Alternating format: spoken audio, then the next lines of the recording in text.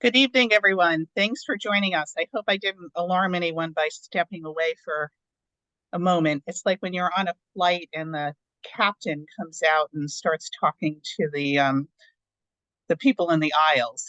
My name is Judith Enck. I'm the president of Beyond Plastics. We are a nationwide organization fiercely dedicated to eliminating plastic pollution everywhere, which includes tackling all of the toxic chemicals used to make plastic, which is a major focus of our conversation tonight. Welcome on behalf of Beyond Plastics, on behalf of the Years Project, the amazing filmmaking operation. Welcome on behalf of the East Palestine Unity Council and also our partners at OnlyOne. We're delighted to have all of you joining us this evening. The way this is going to work is we're going to have the world premiere of this amazing film called Small Town Explosion. You'll get to watch it on the screen. It's about 21 minutes. Do not step away. Every minute is riveting. We'll wrap that up, and then we have three amazing speakers who I will introduce to you, and then we'll have a little bit of time for questions and answers. While you have your pen handy, I want to mention that we will be doing a webinar solely on the topic of vinyl chloride on December 11th. You will hear a lot about vinyl chloride tonight. That's the chemical that was put on fire in East Palestine. Beyond Plastics and partners are very committed to trying to convince the EPA to ban vinyl chloride during our lifetime. So on December 11th, we will be hosting another webinar, 7 p.m. with Dr. David Rosner, who is the author of this old but still very timely book called Deceit and Denial, The Deadly Politics of Industrial Pollution. Also, our colleague Jess Conard will speak, and our colleague Dr. Megan Wolf, at our health expert at Beyond Plastics. So we want you to spend your almost every night with us so we can go through these issues and build public support for change. We can start the movie now. You're in for a treat, a sad treat. I think what East Palestine has done is magnify the problems that have existed in our country for a long time now. This can happen anywhere. There are trains traveling all around the United States. This wasn't about the safety of the people, it was about the finances of a multi-billion-dollar company. If we don't get the help that we need, what does that say about the future for future Americans? We are allowing this industry to poison us. And if our politicians won't come to us, then we are going to come to them.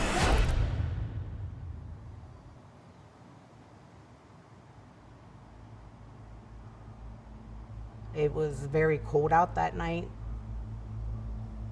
The heater in my car wasn't working. I grabbed my daughter and we ran to the car. She kept saying, "Where are we going?" And I couldn't even tell her. I didn't know where we were going. I think she could feel that tension and the panic in me. And I started hearing emergency vehicles, fire trucks, ambulances. And that's not typical for our town.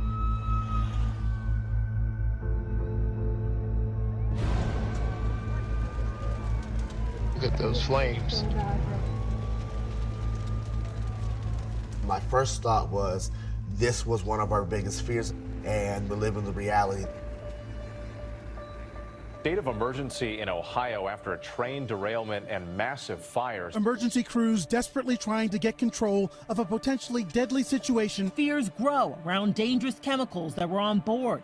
We had, I think, 60 fire departments respond. They didn't even know what type of fire they were fighting. New details on the toxic train derailment. State officials confirmed that toxic chemicals entered the Ohio River. 5 of the tanker cars that crashed Friday night contain a toxic chemical called vinyl chloride. Vinyl chloride. Vinyl chloride. Classified as a carcinogen, highly combustible. Linked to cancer. Crews announced they were putting a plan into motion to release toxic chemicals from those 5 cars in order to reduce the threat of an explosion. They went around and evacuated residents within the 1 mile zone. Literally, there were police officers showing up on people's doorstep telling them, either you evacuate now or I'm coming back with a body bag to get you. This is a matter of life and death. This controlled release will actually take place and you are in imminent danger.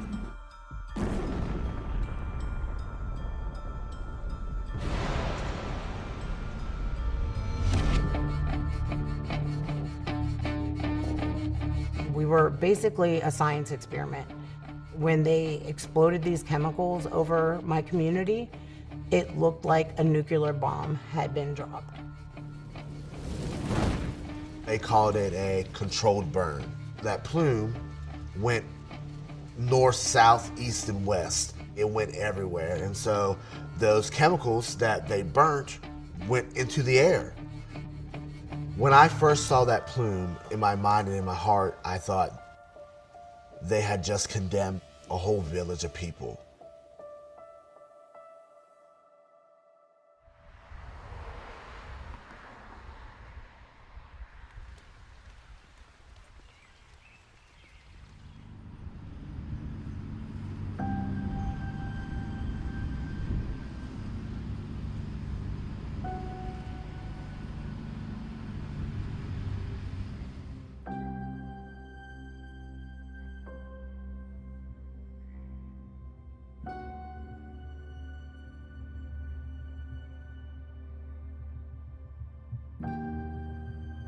This has been a deeply traumatic experience for this wonderful community. All the tests of the air and the soil and the water have thus far shown repeatedly that things are safe. As soon as I pulled in my driveway, the smell was overwhelming. I immediately started coughing. My eyes started watering. They told people that they could come home and that it was safe. When I got out of my car and I looked over, you could see the chemicals in the creek. My daughter is 3 years old. There was no way I was taking her back into that house knowing that it was contaminated.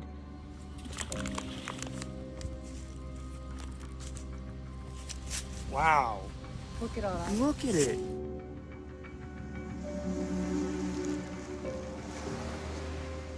We were shocked when we showed up. The narrative was it was all contained, there wasn't any health risks. Neither of those were true based on our initial testing. The contamination was not contained to the derailment site. There was contamination blowing into the air and being spread out into the community. There was also contamination in the creeks moving downstream, like miles downstream. The government agencies were telling communities that everything's safe, the air is safe, the water is safe, they haven't found anything. But the fact of the matter is there was barely any data available to them.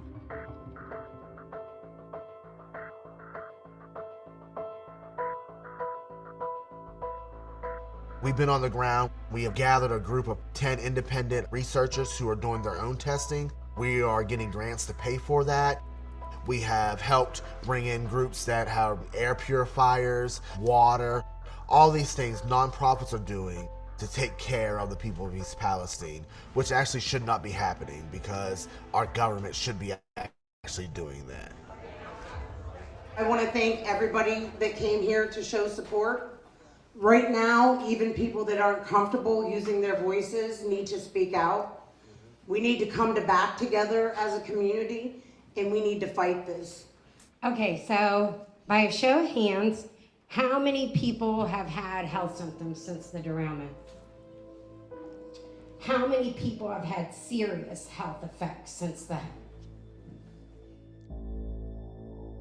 People were covered in rashes. They were having nausea, vomiting, upper respiratory issues. Multiple people were going to the ER, actually having burns, chemical burns on their lungs. It was very public that people were sick, and yet it was still not mentioned. How many people are uneasy about their city or well water? How many people have trust in the EPA? How many people have trust that NS will make it right?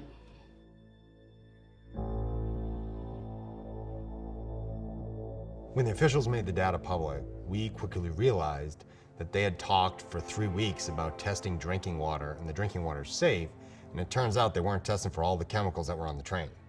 The actual testing plan that was developed by Norfolk Southern never planned to test for the chemicals of concern on the train. Multiple agencies within the state reviewed that plan. The county reviewed that plan. The US EPA reviewed that plan. All of these agencies didn't force, compel, require Norfolk Southern to test for all the chemicals on the train for the first 3 weeks of the response. I would say that there was an absolute abject failure at all levels of oversight in government. DeWine was sipping water from East Palestine. The EPA was saying everything is fine. The devastation that Norfolk Southern has caused has not even been revealed at this point.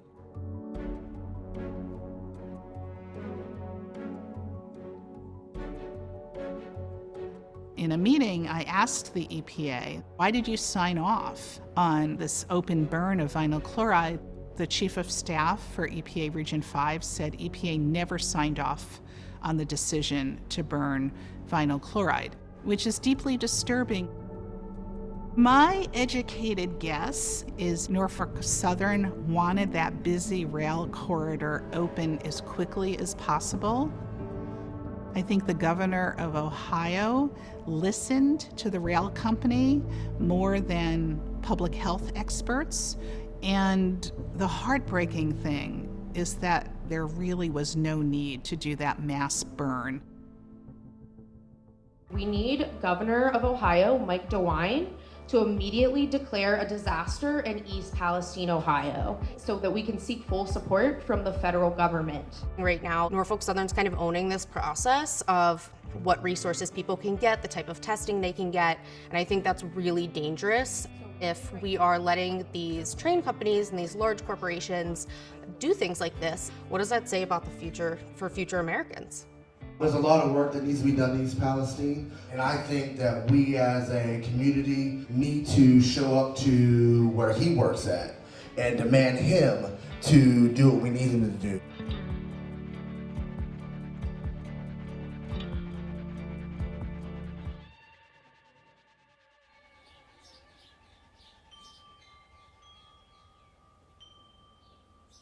I suffered with infertility my entire life. I was 42 years old when I found out that I was pregnant with Kyla. I moved back home so that I could raise her in the community that I was raised in. These chemicals cause infertility, and the thoughts of my daughter struggling to have children the way that I struggled, knowing what I went through, it breaks my heart. You know, my daily routine is usually putting my phone on speaker and reach out to the independent scientist and stay on top of finding answers. I want my daughter, I want my nieces, I want them to know that I fought for them, that I just didn't lay down and give up. It would be so much easier to lay down and give up and pretend like everything's normal, but I can't do that. I can't do that because of my child.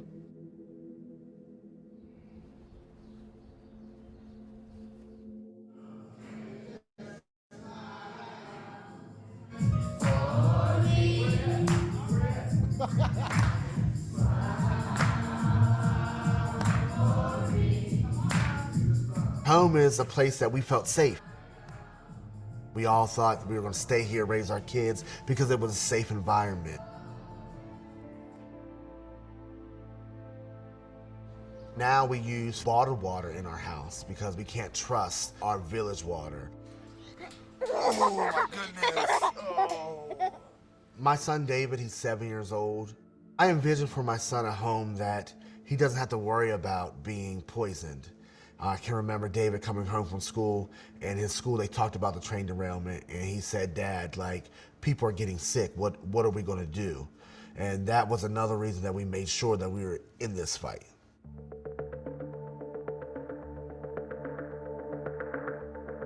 The train derailment and what's happening in East Palestine is a direct correlation with what's going on with plastics as a whole in our country. Most of those cars on the train that were hazardous materials were going to make plastics. We are allowing this industry to poison us.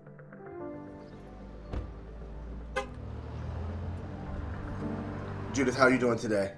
Good. I'm so glad we got to connect. I hear that you're going to be going to the EPA. We've launched a petition, a public petition, urging the US Environmental Protection Agency to use their legal authority to ban vinyl chloride. I really want to be a part of this. Like, we really want to be involved, especially with the crazy things that happen in East Palestine, and they are directly affected by, the fight that you're getting ready to fight. Vinyl chloride is a very toxic chemical. It is widely used in the production of plastic. But plastics really are not cheap when you look at the enormous environmental and health damage done by plastic. It's just a matter of who pays. The people of East Palestine and Pennsylvania are paying dearly. Something that goes through just about every community in the United States create a serious danger to our health and welfare every single day. People who live in communities closest to these facilities and to the railroad tracks are more likely to be low income, are more likely to be Black, brown, or indigenous, and are more likely to have suffered from historic and systemic impacts from climate pollution. Plastics and fossil fuels and chemicals are causing tremendous damage to our planet. They're making the climate crisis worse. So the safest thing we can do is reduce the massive amount of chemicals that are moving all over the country by rail to make plastic. I cannot overstate how immensely important a ban on vinyl chloride in the United States would mean for communities. So working with our partners, most importantly, residents in East Palestine and nearby communities, we decided to meet with EPA staff who have the authority to make this important decision.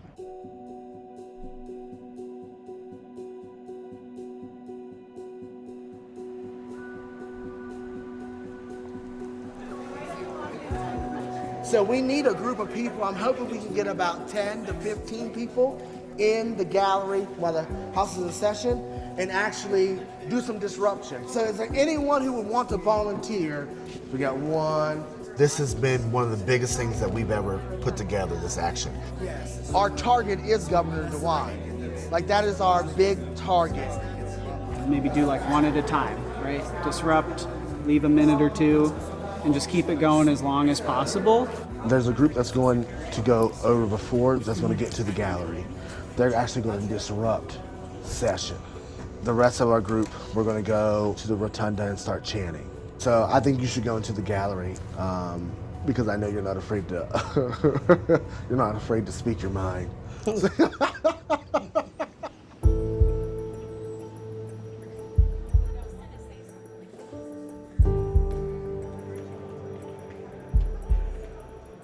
This way, guys.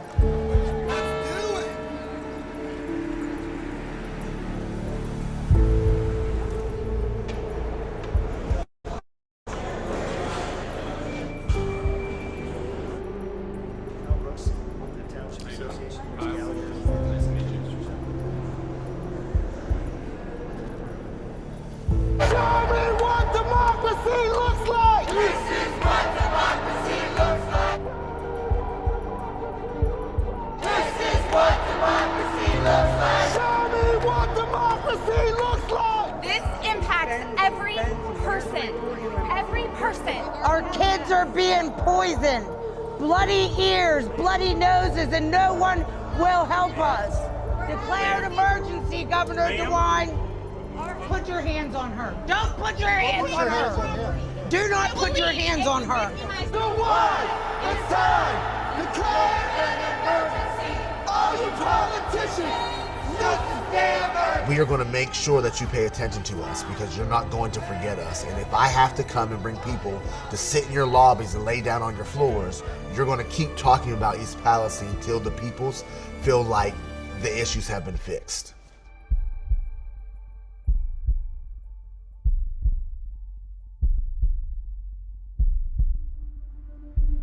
Governor DeWine sent spokespeople down here who will not have an answer for us.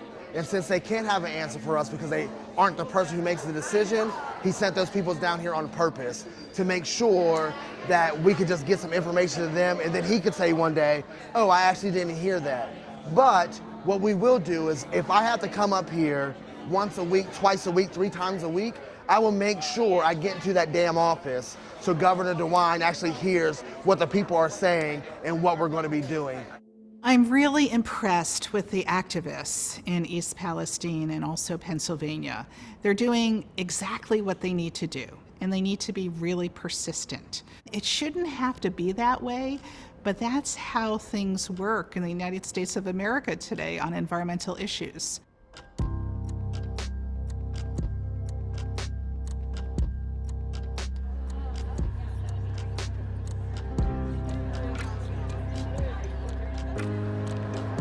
We must act now to ban petrochemicals like vinyl chloride and keep communities safe.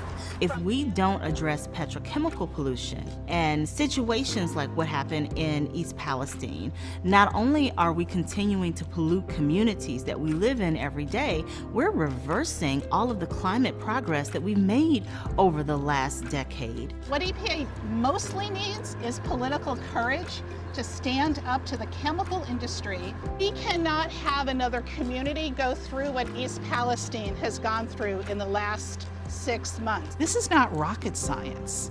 This is political science. This is standing up to special interests, whether they're fossil fuel companies or big rail companies. But the American people deserve so much more than what we're getting right now.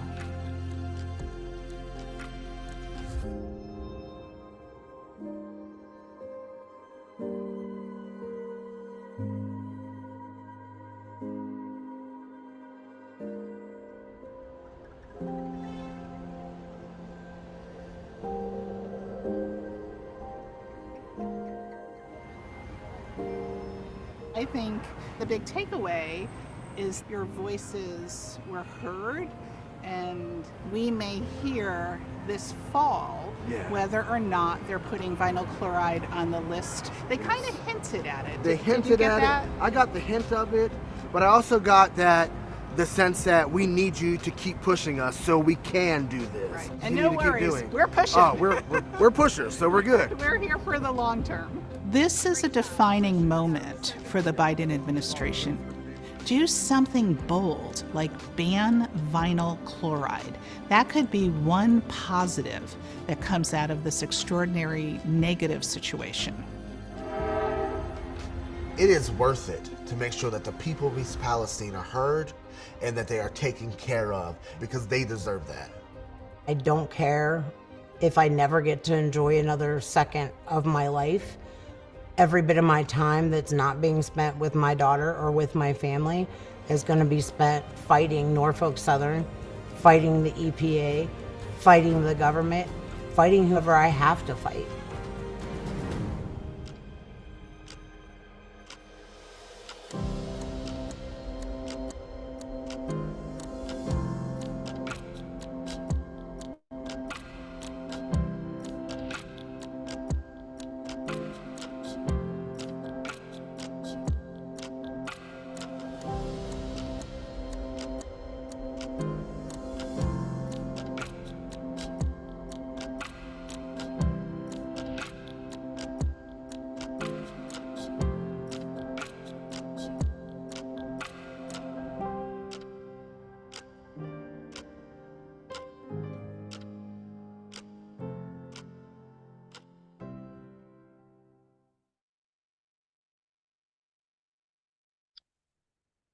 Oh my goodness.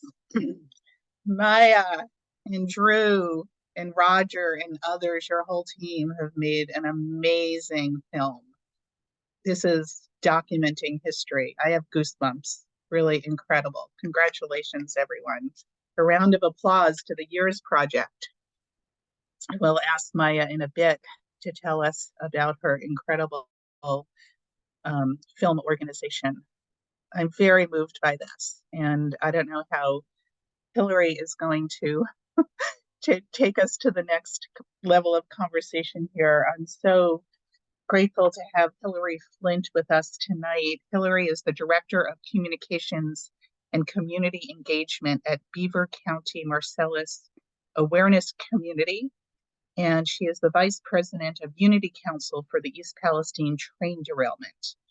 Hilary is a mission-driven leader with experience in community engagement, fundraising, and communications.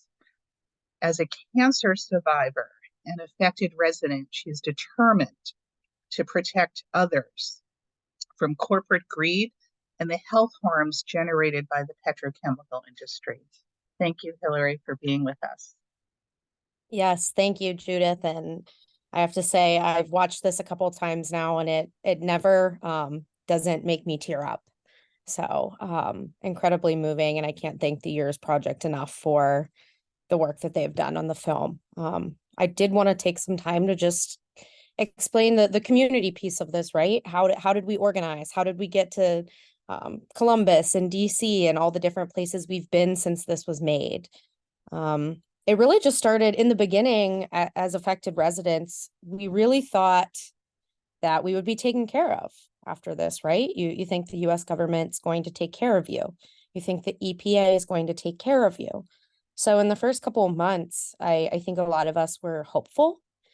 And once we realized that help was not coming, we decided to organize ourselves.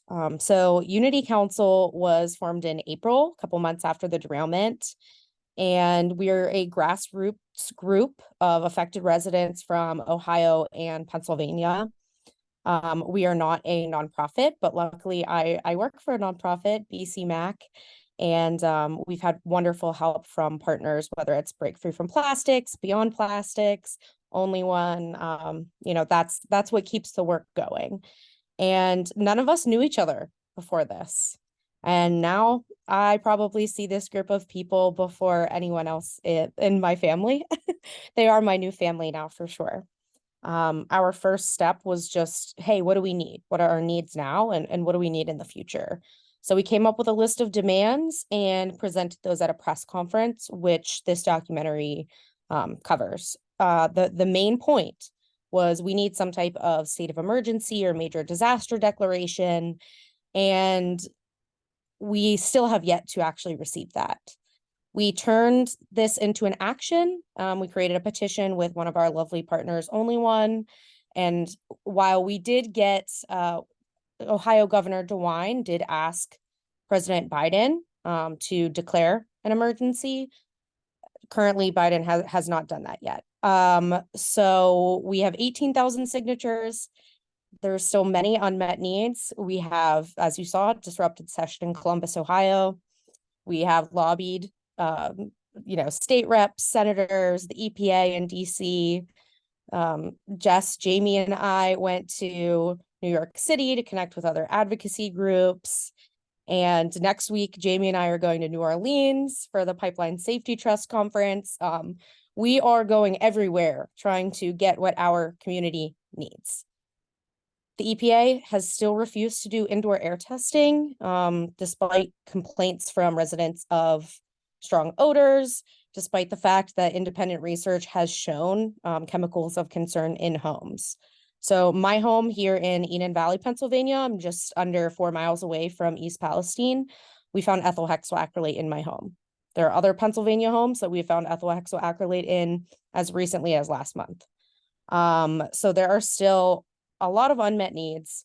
Over 200 families are still displaced. People are continuing to get sicker, and we still don't have this major disaster declaration.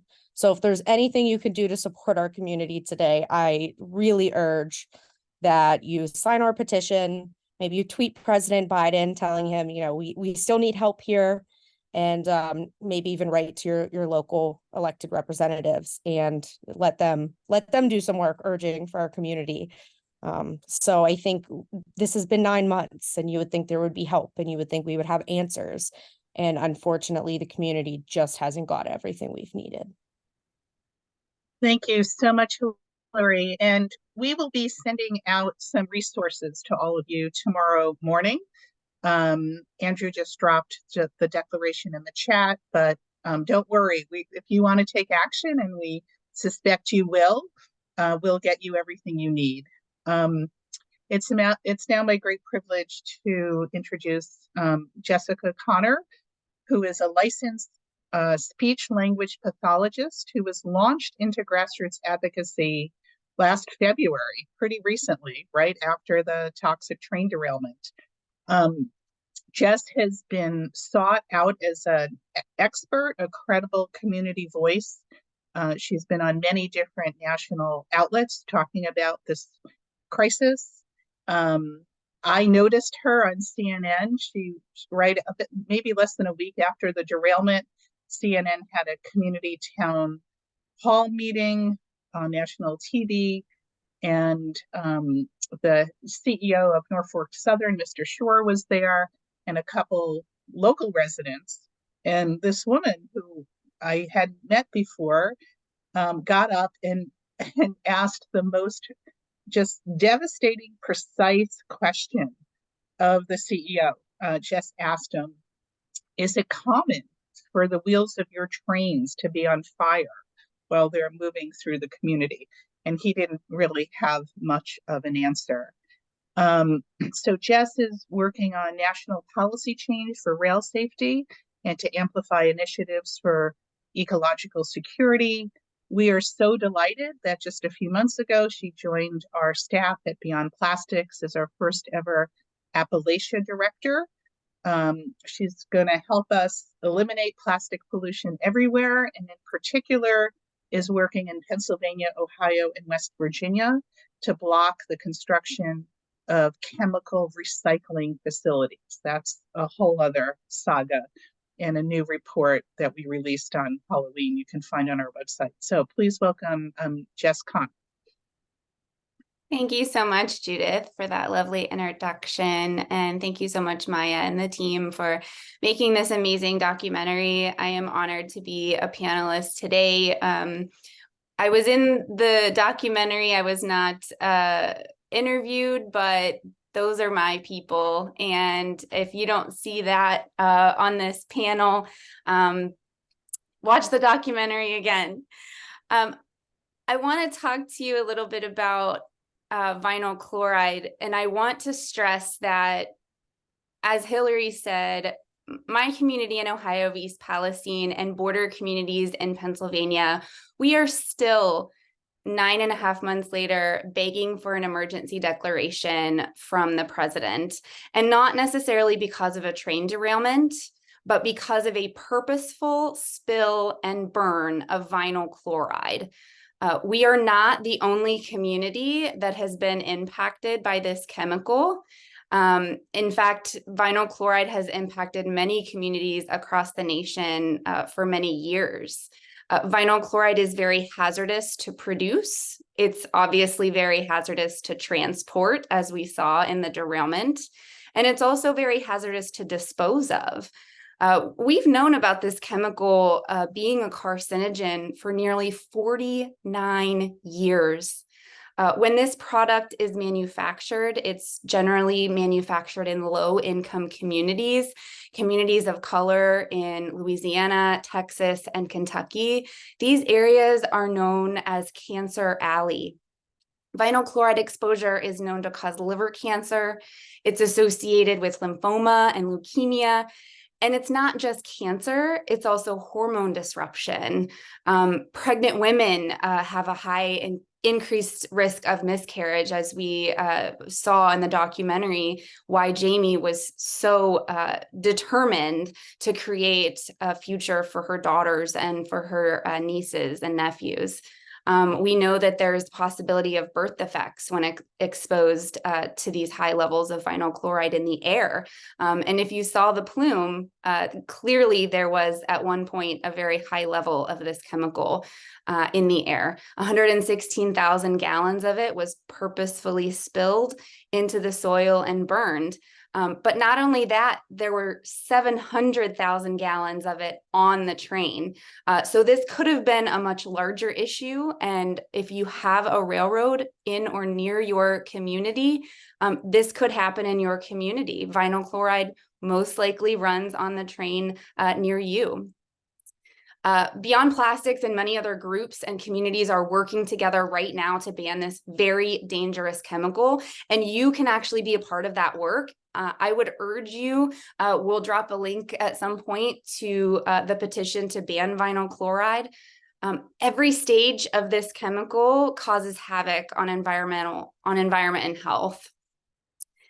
You can draw a straight line from what happened in East Palestine to the plastics industry, and that's because of the vinyl chloride. So vinyl chloride is used to produce PVC plastics. So these are your number 3 plastics. These are your PVC pipes, vinyl siding, windows, flooring, packaging, furniture, all sorts of things, toys that your kids chew on in the bathtub. When this product is burned, when PVC or vinyl chloride is burned, dioxins are formed, and there's really not a safe level of dioxins. This is a class of toxic chemicals that harms humans, health, and environment.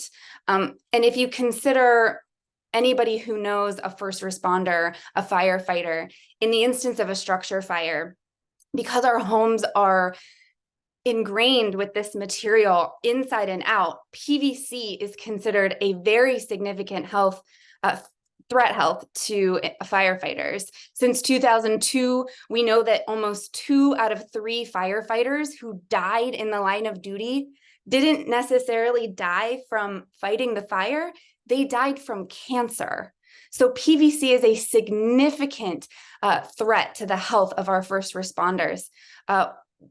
PVC production facilities, as I had mentioned, are built predominantly in Black and low-income areas. And again, these are areas known as Cancer Alley. Since 2010, we know that there have been at least 40 chemical incidents worldwide involving the production of vinyl chloride and polyvinyl chloride plastics. This has killed over 70 people and injured over 600 people. This is a problem from the beginning to the end. When you break down a plastic product made from vinyl chloride, we have a process called chemical recycling, and this is probably the most egregious of them all. There are 11 of these facilities, chemical recycling facilities in the United States right now, and none of them are actually recycling any plastic. They're just providing more pollution to these spaces. Again, mostly low income and predominantly areas of color. I don't understand why this happened in my community, but I do understand that East Palestine is a symptom of a much larger issue. It is time for every single person on this call to join the fight to ban this chemical. You do not want to be in a position like East Palestine and the surrounding communities are in, where we are literally begging for an emergency declaration so that we can get the resources that we need, the medical testing, the air assessments for our homes. This is the position that we are in. We do not want you in it. So I would urge you again to urge the EPA to ban vinyl chloride. Thank you. Thank you so much, Jess. Really powerful. Maya Lilly is a producer of feature documentaries, and wow, did she make an amazing film that we were so privileged to share with you tonight. Maya works really hard to tell the story of the climate crisis and inspire audiences like you to action. She is on the staff with the YEARS Project, YEARS, the Emmy-winning team behind the TV series Years of Living Dangerously, produced by James Cameron. Their videos have been viewed over 1 billion times, the highest viewership in the climate space. Maya has also produced the TV docuseries Finding Justice, looking at injustices in Black communities, produced by The Rock's 7 Bucks Productions and BET, as well as The Big Fix about the BP Gulf oil spill. I want to go look that one up. I want to watch everything Maya has made. She has a real skill in creating media with climate organizers and is leading up a frontline BIPOC campaign following the people hit first and the people hit hardest by climate change. Maya Lilly, The Years Project. Oh, thank you, Judith. And thank you everybody for being here. I saw the explosion like probably many of you did on Instagram. And my first thought was, why? I then reached out to members of the community, not only to see how they were doing, but which was not well, but also to find out what they were doing. And it turned out that they were doing a lot. So I'm a producer that I now use my experience in Hollywood. I call it like hacking the system to uplift climate narratives, particularly for frontline communities and BIPOC communities.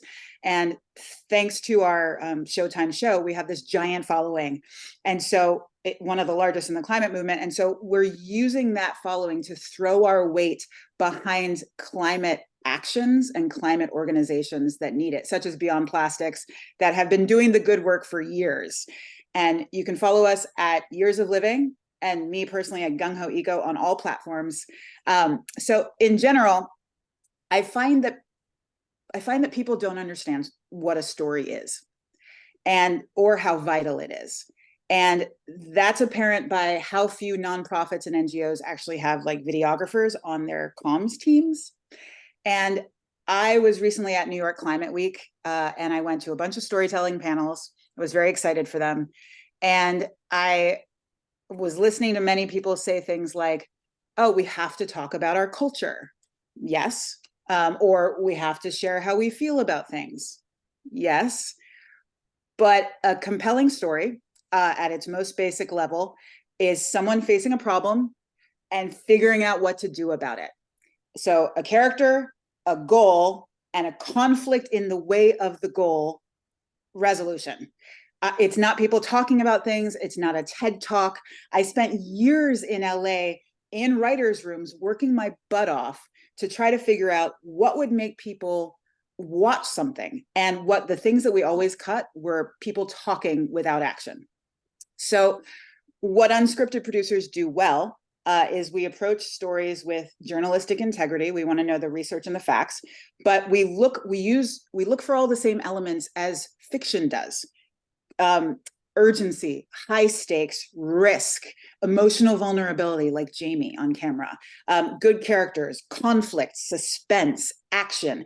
There's a reason that you all watch Succession. The Kardashians are not as interesting as producers make them to be. And so when we are filming real things, we're focused on the doing. Right? So this story already had most of those things. I just had to find them during development and then pull them out in production. Like mine was the only camera in the room when they took over the Capitol, and Jess, had her sign ripped away from her, and Jamie got kicked out, and she's saying, "Don't touch me." Ours was the only one filming. So when I work with a group like Unity Council, one of my first questions is, what are you doing in the next few months? Daniel's like, okay, we're marching to the Capitol to protest Mike DeWine's response to the disaster. Great, we will follow you. Then we look for things that make the story less complex to an audience, because activists are knee deep in the science, which can be really confusing. So it's like, all right, how would you explain this to your 10-year-old cousin? I'm constantly asking people to re-explain when I'm shooting. And then most importantly, I ask, what do you need a general audience's help with? There's nothing worse for me than watching a doc about a giant problem where you can have absolutely no way to help. And so that's a key piece that I think makes Years different than other documentary or journalist outfits, is we gift our work to the community because we deeply care about the outcome. And I'm wrapping this up, but I'll say this. I'm saying all of this about story because we are currently losing Earth.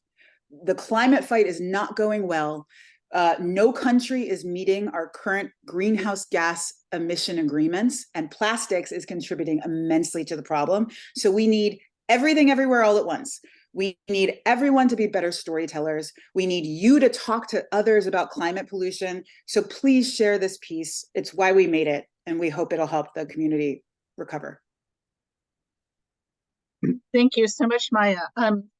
Let's dig in a little bit more with that. How do you want all of us on this Zoom call to share the movie? Do we go to the Year's website? Do we have permission to show it in our churches and synagogues and mosques? How can people get this amazing product out and lots of people looking at it? Yeah, so we made the link at the end of the film, helpeastpalestine.us, specifically as a site where there's a bunch of stuff on there. There's the petition for Biden. There's the EPA petition for vinyl chloride. There's the film. And then we have a social media pack where you can share on different social media channels.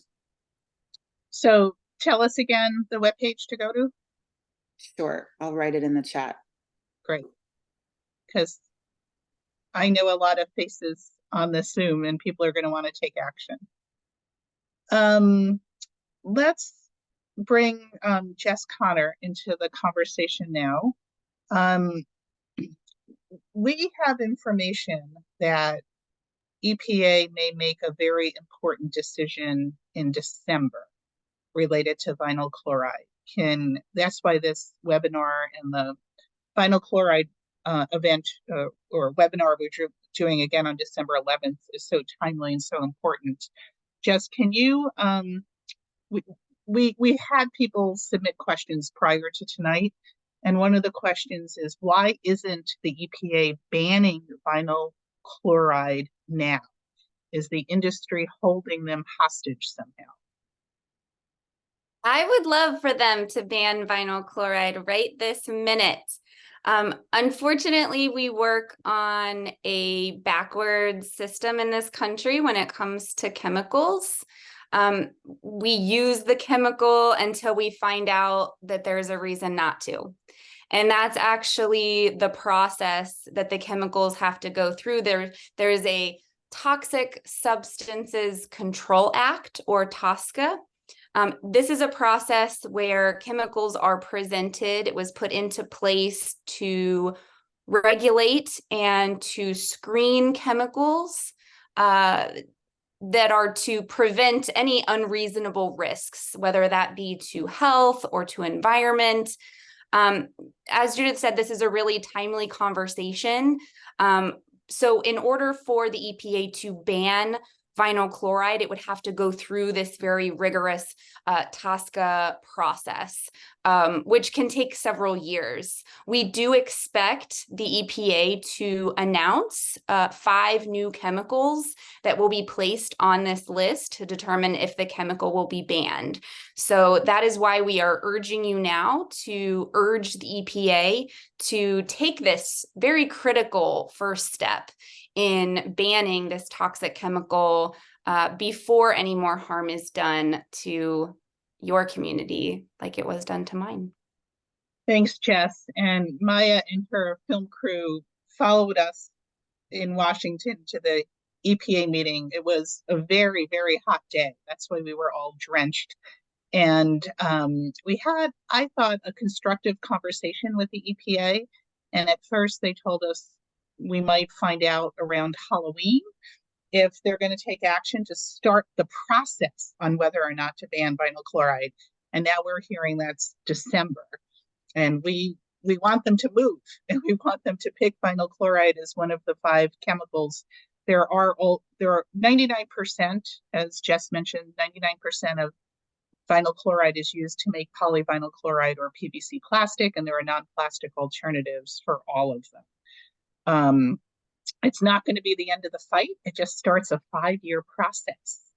And there are a lot of special interests that will be in the halls of Congress and EPA trying to get EPA not to ban vinyl chloride. But my goodness, there's so much compelling scientific and health data.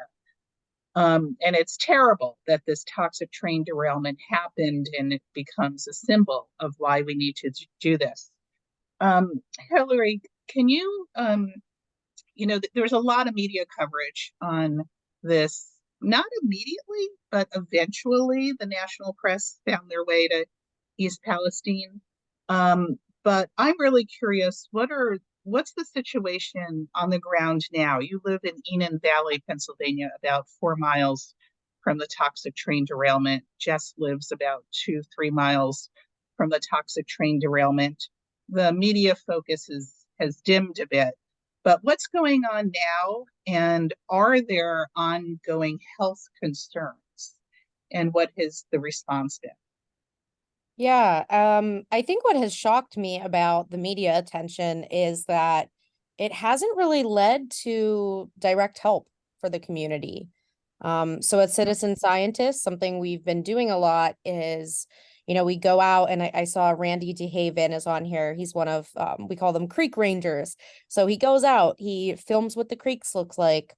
There's a guy named Dr. Chai who gets those samples tested. We might get air monitors to put in people's homes, and the media covers all of these things, and it just doesn't seem to move the needle. It shocked me that the public pressure hasn't really worked. And as we aren't getting that assistance, the health symptoms have persisted. I have temporarily relocated from my home in Enon Valley. I'm here today, and all it has taken is 1 day of me being here for me to have a migraine, brain fog. The rashes haven't started yet, but I'm sure they will. So a lot of these cognitive issues, a lot of these, chronic pain, joint pain, upset stomach, things that people don't really want to talk about, and I won't talk about on this call, but a lot of the same symptoms that we had early on are still persisting to this day. And the people that have autoimmune issues, or the elderly community and children, those people have it worse right now. And unfortunately, like I said, no amount of media attention has led to increased air testing or free healthcare coverage for people in the community. You mentioned I'm in Pennsylvania. Pennsylvanians don't even have access to the clinic that was set up in East Palestine. We also don't have a county health department. So all we have access to is a toxicology hotline that we call. So every day it just seems like we have more questions and no answers. And as that's going on, the people, our needs just aren't being met. Yeah, I'm so very sorry to hear this. Jess, when you look out the window right behind you where those white drapes are, you see the train tracks. And you hear the train go by all the time, which I would just kind of send me into a state of panic. Can you talk a little bit about what's it like at your house? Yeah, so the train was just kind of a part of our everyday lives. It was the background hum, I guess you could say. We kind of liked having the train around. The kids liked it. It's just ingrained in every memory that we have. And now it feels like a trauma, a micro trauma. Every train that passes, every Norfolk Southern logo, it's very challenging. And the big kids understand, but the little kids don't. And, the little kids are excited to see the train. And I think it's really hard and aggravating and dividing, not just for families, but for the community as a whole, who to trust and how to go about managing and navigating the future. This has not been easy. I don't enjoy the train anymore. I guess that's where I'll say. That's understandable. And the reason why we're making this connection to plastics is because the plastics industry is planning to produce significantly more plastics in the next 5 to 10 years. That means more toxic chemicals being transported on a rickety rail system. And that's why banning vinyl chloride is so very important. The thing that got me really interested in this emergency situation was the decision to drain the toxic vinyl chloride into ditches, purposely set it on fire, foolishly calling it a controlled burn. If you look at that black plume, it was not controlled. I'm certainly sympathetic to public safety officials who were concerned that the train cars might explode, but we have since learned from the owner of the vinyl chloride that was not a risk. And at a US Senate hearing, we heard the emergency response director from a nearby Pennsylvania county, Mr. Brewer, saying that when he started to hear about whether these train cars would be put on fire, he always heard that it was going to be one train car. And in his words at a US Senate hearing, his jaw dropped when he heard it was 5 train cars. So prior to establishing Beyond Plastics, I served as an EPA regional administrator during the Obama administration and dealt with train derailments, including vinyl chloride. And the standard operating procedure was you stop the train traffic, you evacuate anyone nearby who needs to be evacuated, and then you bring in these vacuum trucks and you suck the chemicals out and you bring the chemicals to a commercial hazardous waste disposal facility. Suboptimal, often they're polluting, but it's better than just having it, callously released into the environment. So a big question I have that I want to pose to all of you is, why do you think the decision was made to drain this chemical into local ditches and put it on fire as the way to deal with it? What do you think prompted that? And Hilary or Jess, you want to start? Yeah, I can answer. I think the reason is we don't know. We don't know why they leaked 5 cars of vinyl chloride instead of 1. The incident commander of the EPA has repeatedly stated why 5 cars. Many have said that it was to get a train through. The battalion chief in Youngstown has been quoted saying that we nuked a town to get a train through. And while I understand, that our country requires a robust rail system for our economy to function, this really should not have come at the cost to my community, to the environment, to our health. And this is not just that week or this year. This is going to be many years, many generations will have to manage this pollution. I have seen, the NTSB hearing. I was not present, but the National Transportation Safety Board hearing, or NTSB. I did hear the owner of the vinyl chloride oxyvinyls provide alternative recommendations to manage that vinyl chloride rather than release it and burn it. That was just not necessary. We still have a lot of questions surrounding that. It does seem like the battalion chief was right. We nuked a town to get a train through with blatant disregard to the community members that live here and that have lived here for generations.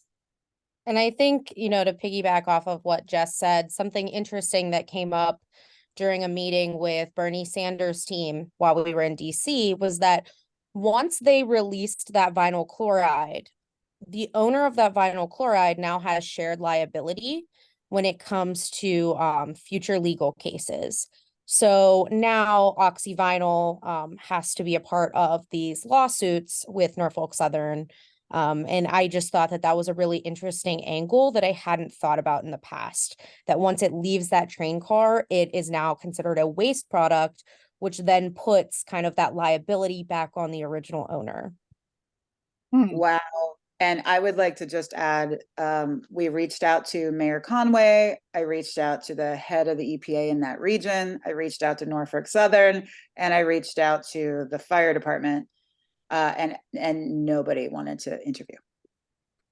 All right, I'm going to run through some quick questions here from one attendee. On the west side of the Hudson River in New York, trains carry chemicals and fuel, including, we know, Bakken crude. How do I find out what is being transported? How can communities push for safety to prevent explosion and destruction? That's a great question. I'm not sure specifically about water transportation, but I do know, as far as I understand, this is trains. Oh, this is trains. Okay. Along the Hudson. As I understand, knowing what is on the train is a matter of national security. Because of what is being transported on the trains, it is not public knowledge because they're basically bomb trains sometimes, like what you saw in East Palestine. And this has occurred in multiple places throughout the nation as well, when a train derails and there are chemicals on it. I do know that our first responders have been provided with an app called Ask Rail, so that in the event of a future emergency, they'll be able to access the contents of the train rather than wait for the manifest, which is what happened within the first few hours of the emergency response for the derailment here. But as far as I understand, it's not something that we are privy to as the public. So let's put a finer point on that. So your local first responders get the call to come to the train tracks. There's a derailment, there are fires. They did not know what was on fire. They didn't know, it was one thing if you're transporting soybeans or corn, but they didn't know what they were facing. For hours, did you just say, Jess? Yeah, correct. The placards that were on the train cars were destroyed or melted, and the manifest was not available for several hours following the derailment. So the 60, 63, 62 fire stations that responded, nobody had any idea what they were fighting. Wow. We have a number of questions about what are alternatives to PVC plastic? If EPA does the responsible thing and starts the process of banning vinyl chloride, what can be replaced? What are the replacement materials? So again, about over 99% of vinyl chloride is used to make PVC, polyvinyl chloride plastic. Some of the major uses are piping for your own drinking water, and alternatives to PVC pipes. And Beyond Plastics just published a report last April, The Perils of PVC Piping. Alternatives include stainless steel, copper, recycled copper. And if your town is replacing lead service lines, you should find out what is the replacement material that they're using. We tried to engage with the EPA to get them to tell local governments don't replace it with PVC piping, but EPA won't weigh in on the replacement material, which is most unfortunate. Other uses are in like flooring and vinyl siding. So there's a whole bunch of alternatives to vinyl. You can have some very nice wood floors. Firefighters are quite concerned about fighting fires in homes that have vinyl siding. Other uses are packaging, including packaging for food. And some of the major companies in this country have said that they will voluntarily stop using PVC packaging for food in the next few years. We don't think voluntary pledges are enough. There should be a law to prevent that. And then another major use is children's toys. So let's not have our kids chewing on PVC plastic. Toys can be made of many, many materials that are not PVC plastic. Children's toys are especially on my mind, and that should be low-hanging fruit for the EPA. I'm just barreling through one more question here because it's getting late. I want to go to Maya. I mean, you touched on this a little bit, but thank you for focusing so much on the climate crisis. I mean, this year is lining up to be the hottest year on record, and all of the cascading health and ecological implications of that. There's a lot you could cover in the world. I mean, every day you turn on the news and there's another compelling story with a compelling narrative. You put your heart and soul into this film. It wasn't easy. It was demanding. What prompted you to start on this? Why did this get on your to-do list as opposed to other climate-related issues? Well, so I was looking for frontline and BIPOC climate stories. We received a grant that's kind of unheard of in the film industry to gift that to communities that need it, you know, so like Hollywood level stuff, like here you go, use it for campaigns, for fundraising, whatever. So I was already looking for stories, and we had done stories about you know, push for community solar, or like greening houses, journalists that were fighting their utility in Florida, and the utility that was influencing elections. And this happened in February, and I felt like the media was really missing some of the key questions that I wanted to know, like, is the community getting sick? Like, are people being monitored? What are scientists finding out from the water? And so that kind of piqued my curiosity. But then also, what I loved about this story was that it was local. It was local community members that they weren't necessarily activists and organizers before this. So they had this huge learning curve, which is something that is a universal story to root for. It's people love the underdog, and you know, and so there was this push of like, oh my God, our officials are not helping us. We have to level up really fast and figure out how to do this. And I thought that was really important and fascinating. Plus, there was an urgency that they needed this to, you know, to get help. Yeah, well, we hope that your film is watched by millions of people, including policymakers and environmental regulators. They need to see this. Hilary and Jess, I am particularly thinking about you and your families. A year ago, coming up to Thanksgiving, you were probably thinking about how big is the turkey going to be, who in the family is going to make the apple pies. And this Thanksgiving, you have so much more on your mind. And Hilary, you shared with us tonight that you're not even in your home most of the time. So can you tell us in as much detail as you can, Hilary and Jess, what can we do to support your communities? You know, people around the country, we often we see these situations, we often don't know what to do. So be very specific and don't be shy. What do you want us all to do? Yeah, I will start. Actually today, Unity Council has announced that along with my organization, BCMAC, we will be hosting a Thanksgiving dinner for residents displaced or affected by the train derailment. So I will drop that link in the chat if anyone wants to donate or share it with someone local that they know. That would be greatly appreciated. As of right now, we have funding to feed 100 people, which I'm really happy about that. And any money raised from that campaign, we're working on a Christmas campaign to try to get water filters or some type of air monitors in people's homes.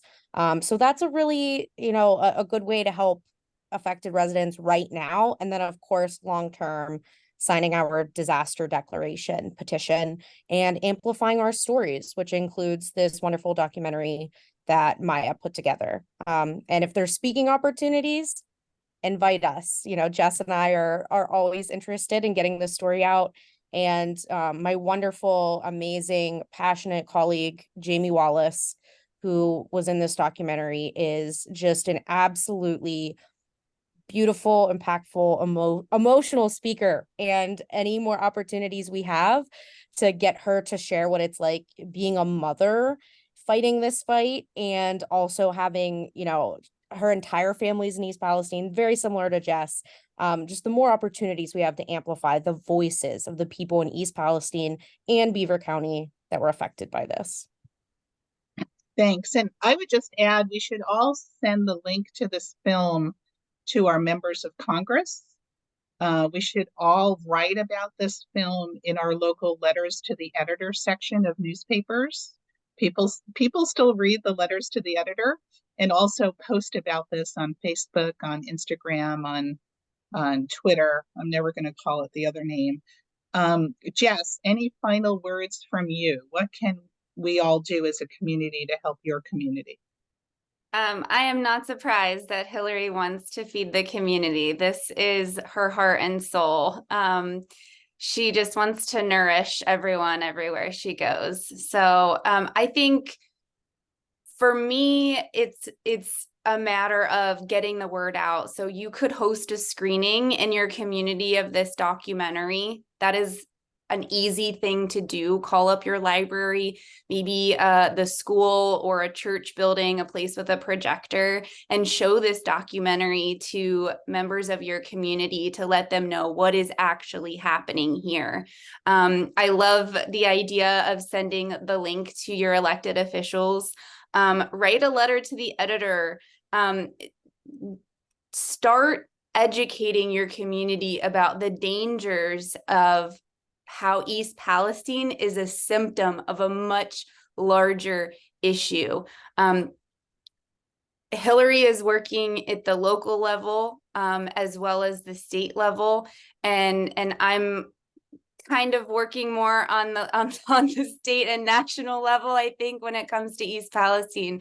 So it's going to take all of the collaborative effort from each one of you to really get this word out, because if we don't use East Palestine to set the precedent, then this is going to happen again as it has in the past, and your community could potentially be next. So it's time to get involved. If you've never been involved, it's time to get involved now. Thank you. So thanks to all three of you. We're going to wrap up. My colleague, Melissa Valiant, is going to share with you a model letter to the editor on the topic of vinyl chloride. We have a template letter we want you to look at and submit. Most importantly, look at Help East Palestine, www.helpeastpalestine.us. I learned so much tonight. I am so grateful to you, powerful women. Remember, well-behaved women never make history. One of my favorite quotes. The thing that I'm going to really reflect on tonight is something that Hilary Flint just said 5 minutes ago, that she is doing fundraising to be able to pay for water filters and air monitors in people's homes for Christmas. This is where we are as a nation. Thank goodness for this mutual aid work, but it's also fair to say, why aren't government agencies providing this and sending the bill to Norfolk Southern? And we need to hold Norfolk Southern accountable. EPA has brought an enforcement case against them, which is great, but EPA deals with environmental damage, not human health and suffering. So thanks, everyone. Thanks for joining us. We hope to see you in a few weeks. Keep going with us on vinyl chloride, December 11th, 7 p.m. It's going to be hard to top this one. Congratulations to the Years Project, and thank you for the honor of letting us debut the film tonight. Good night, everyone. Thank you.